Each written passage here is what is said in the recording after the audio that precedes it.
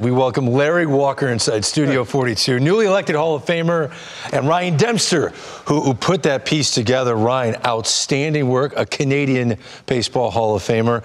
What motivated you that you felt like you had to put pen to paper for Larry Walker? Well, you know, for us, for so many Canadians and Canadian athletes and kids dreaming to be a baseball player, that's the truth. You'd be a baseball player, it's like, oh man, no way, you're gonna be a hockey player, you're from Canada. And Larry, you provided that inspiration for us, I was a teenager growing up, Larry was in the big leagues and dominating, and I'm like, oh, this is possible, this is something that could really happen. And I just wanted to say thank you for that, because those guys on that list and the guys that came after you and the next generation after that, it really was because you led the charge in that and gave us hope and aspirations to do the same thing. Thanks, buddy. So I have a story. Awesome. I have a story. We had the same agents, and I remember as a young kid and coming to the big leagues, like Pat Rooney, my agent, used to talk a lot about Larry and would say what a great swing he had. And I just want to say I loved for many years watching your swing, and it was a joy to listen to the stories from Pat and just have that relationship. Even though we played against each other, you were always very well respected. Wow. What a great way to come on this show. I'm going to grill you now. I'm going to grill you now. I'm kidding. I got to tell you, though, to see such a meteoric rise for your candidacy to get into the Hall of Fame.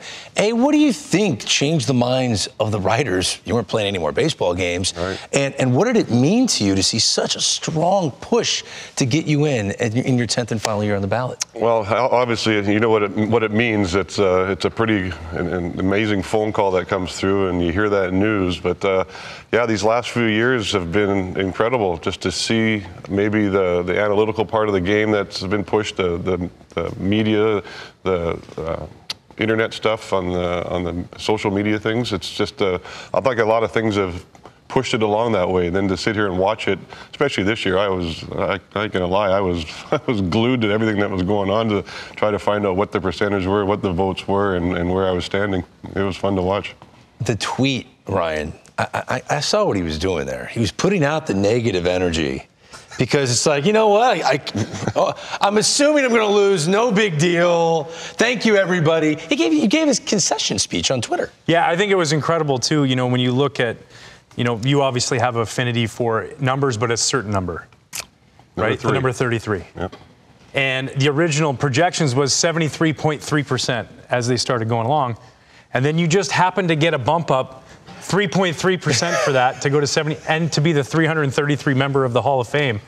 I mean, this is incredible. That answers your question why it took 10 years. I wouldn't have been able to get to 333 if that came earlier. So we had to wait. Yeah. You also talked about what this meant for the Colorado Rockies. At your press conference in New York City, you said that you were going to be a Rocky, that was going to be the logo. All the other teams will be obviously recognized on your plaque. But that organization, that city, Peter Gammon said it best, it broke the Colorado Coors Field curse. What your Hall of Fame election means to that organization and that fan base as well. What do you think? Yeah, it was really exciting. And listen, a hard decision. Being a Canadian, playing in a Canadian city for the years I did, some thought went into it, and then you talk with the Hall of Fame representatives to kind of come up what's the final decision going to be. And I think it's the right decision just for the body of work I had in Colorado and the awards and things I did there. Compared to Montreal, but trust me, being a Canadian, this doesn't change how I feel about my country and what I've been able to do for that country by getting enshrined. So at 99, you hit 379, 37 home runs, 115 RBIs. I got to ask you, how well did you sleep that year?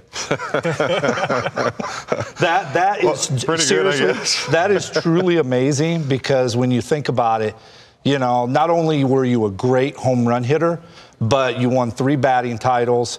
And, you talked a little bit about, was there anything, coming up, you were a hockey guy, but was there anything, in the box at home plate you really focused on more than anything else?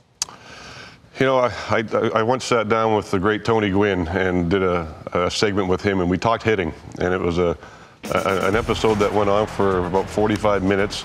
And I think I spoke about actually hitting for about 5 minutes of it because my approach to hitting was so much different than Tony's. And he watched film and broke down his swing like that.